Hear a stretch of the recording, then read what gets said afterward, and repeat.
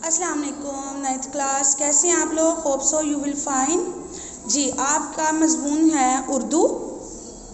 اس میں آج ہم کر رہے ہیں علامہ اقبال کی نظم پوستر شجر سے امیدیں بہار رکھ۔ کلاس آج آپ اس کی ایکسرسائز کریں گے اور اس کے ساتھ جو ہماری تشریح رہتی تھی 3 اشعار کی ہم وہ بھی کریں گے۔ شعر نمبر 4 ہے: جو نغمہ زن تھے خلوت اور راک میں طیور، جو نغمہ زن تھے خلوت اور راک میں طیور، رخصت ہوئے تیرے شجرے سایہ دار سے۔ نغمہ زن گیت گانے والے، خلوت تنہائی، طیور طائر کی جمع یعنی کہ پرندے، رخصت ہوئے چلے گئے، شجر سایہ دار یعنی کہ شجر سایہ دار درخت یعنی کہ جس درخت کا بہت گھنا سایہ ہوتا ہے، اور راک کہتے ہیں مراد ہے اس سے پتے۔ علامہ اقبال کہتے ہیں کہ مسلمان اس وقت تباہی اور زوال سے دوچار ہیں۔ وہ محکوی اور غلامی کی حالت میں ہیں۔ ان کا وقار خاک میں مل چکا ہے۔ امت مسلمہ کے عظیم رہنما جنہوں نے درمے قدمے سگنے مسلمانوں کو بیدار کیا، ان میں جذبہ حریت پیدا کیا اور انہیں آزادی کی راہ دکھائی، ایک ایک کر کے اس دنیا سے رخصت ہو چکے ہیں۔ وہ رہبران قوم جو ملت اسلامیہ کو متحد ہو کر طاقت کے اصول کی تلقین کرتے تھے اور کہا کرتے تھے کہ اجتماعیت ہی ترقی کی اصل بنیاد ہے، وہ اس دنیا سے جا چکے ہیں۔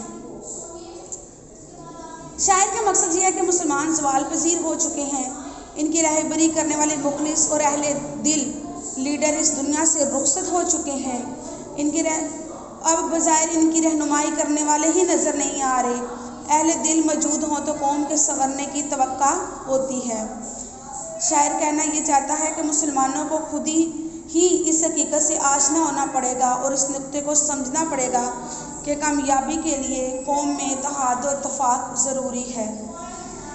پوری قوم کا جہد پہم اور صحیح کی صفت کو ملت اپنا کر ملت کی کشتی کو طوفان سے نکالنا ضروری ہے، اور اس مقصد کے لیے ایک ہی منارہ نور ہے اور وہ ہے اتحاد اور اتفاق۔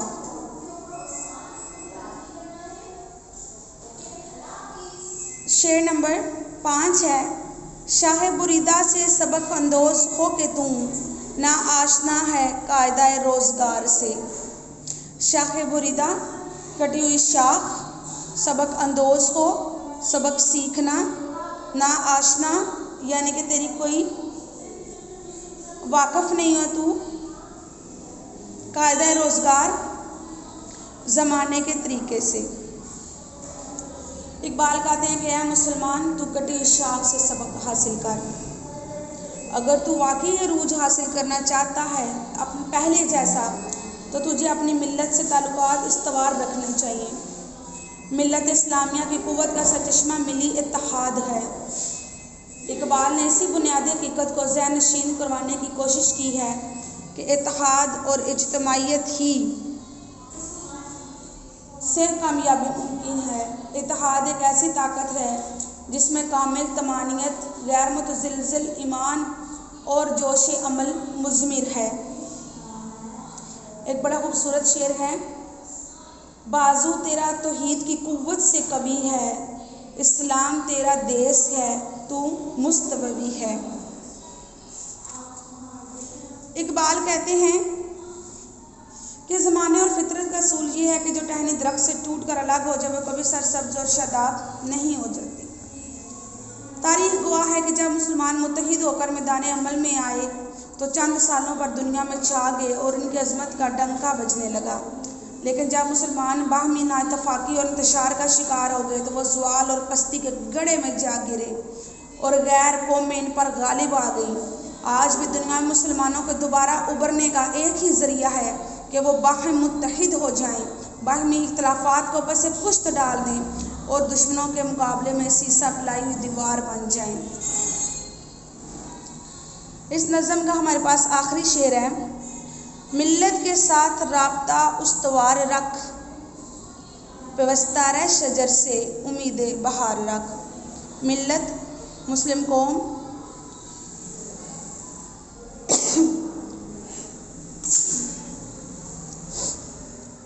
استوار رکھ، رابطہ استوار رکھ، تعلق مضبوط رکھ، پیوستہ رہ، جڑا رہ، امید بہار رکھ، بہار کی امید۔ یہاں پہ علامہ اقبال کہہ رہے ہیں کہ ہم مسلمان تو اپنا تعلق ملت اسلامیہ سے قائم رکھ، تیری ترقی اور کامیابی اسی میں ہے کہ تو اپنی قوم سے وابستہ رہے۔ یہ درست ہے کہ اس وقت قوم مسلم زوال پذیر ہے، لیکن عروج و زوال تو آتا ہی رہتا ہے، یہ زمانے کا دستور ہے۔ عروج بھی عارضی ہے اور زوال بھی عارضی ہے۔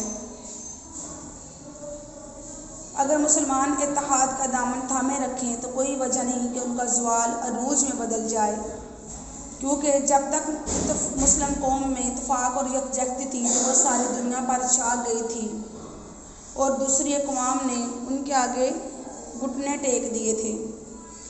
اقبال مسلمان نوجوانوں سے مخاطب ہو کر کہتے ہیں کہ تمہاری خوشحالی کا راز یہ ہے کہ ملت کے وجود میں گم ہو جا۔ اسلام ایک مکمل ضابطہ حیات ہے اور اس پر عمل کر کے ہی تو کامیابی کی منازل طے کر سکتا ہے۔